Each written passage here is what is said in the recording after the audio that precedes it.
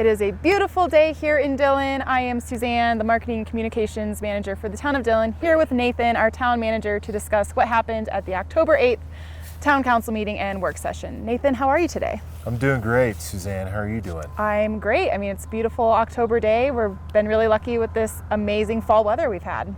It's been beautiful. We're certainly getting spoiled, especially with these warm temperatures. Yeah. Middle of October. It's great. Absolutely. So we started the work session on October 8th with a presentation from the Summit County School District about the 2024 bond initiative.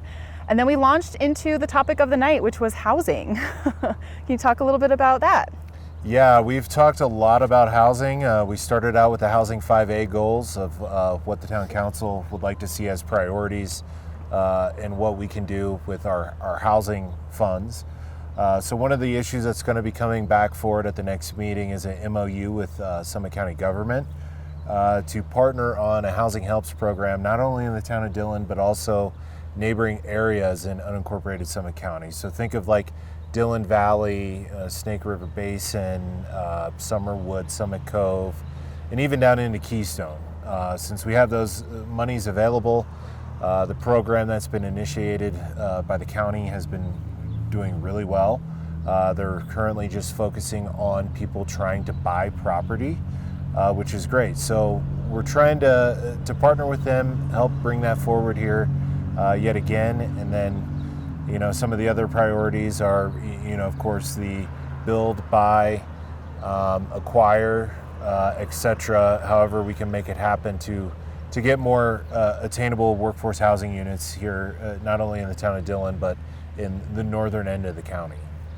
Awesome. Yeah, great conversations having around the 5A funds. And then we talked about the inclusionary housing requirements that has been an ongoing conversation with our council for the last couple meetings. Yes, so this topic in particular, I sort of sound like a broken record. I brought this back several times. This was the third time. The reason for this, after the special election vote on October 1st, one of the main concerns that we've heard from our constituents, at least at a staff level, is the need for workforce housing. So whether it's a new development, redevelopment, etc., how can we encourage and enforce workforce housing? So taking some of the examples from other towns that do this, like the towns of Vale, Superior, some others, we brought this back yet again because we feel that it's imperative to get something on the books. And so what the town council talked is like a three-pronged approach. Increasing the impact fees that are currently on the books, mandating a certain percentage, looking at like 10%, and then also a voluntary real estate transfer fee. So that 1% could go back in to create additional housing. So what they directed us as a staff to do is to work with our legal counsel to come up with a draft ordinance, bring it back at the next meeting, and talk more finite details about what those numbers are and how we're going to enforce this, and try to get something on the books before we have another redevelopment or development application. Right now, how we negotiate workforce housing units, whether it's the previous Uptown 240 site, which is now called Waterview, we were able to negotiate workforce housing units in that development just by pure luck. There's nothing in the code that requires it. The developers at the time agreed to it, same with sale lofts. However, we're sort of going into uncharted territory now with different projects that are being discussed on the horizon. How do we, create and make sure that this workforce housing is developed and maintained in our community for as long as we can? Awesome. Good conversations to have. And then in the regular meeting, our finance director, Mary Kay, gave a presentation on the 2025 budget. Over the last several meetings, she's presented various aspects of the budget, and she presented the full budget for 2025 at the regular meeting, and the public hearing will be on November 12th, 2024 for the 2025 budget.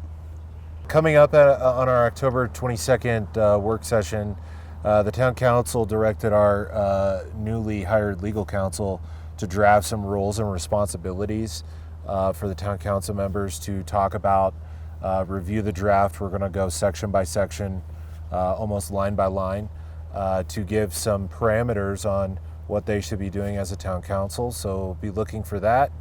We're also going to be talking about fees for the upcoming 2025 year, and we're going to bring back the inclusionary housing draft ordinance. So a lot of moving parts there, and of course the budget for the upcoming year is a little bit interesting this year with businesses closing. Noodles and Company just closed. We're looking at sales tax revenue. We're down. So we're really trying to fine tune that budget to make sure it's the best that we can moving forward to that public hearing on November 12th. So with that, we have 3 council meetings left for the year: October 22nd, November 12th, and then I believe it's December 10th. I believe it is December 10th. Yep. We had to cancel the November and December meetings due to the holidays. So. Yeah, so 3 meetings left, so we'll see you on October 22nd.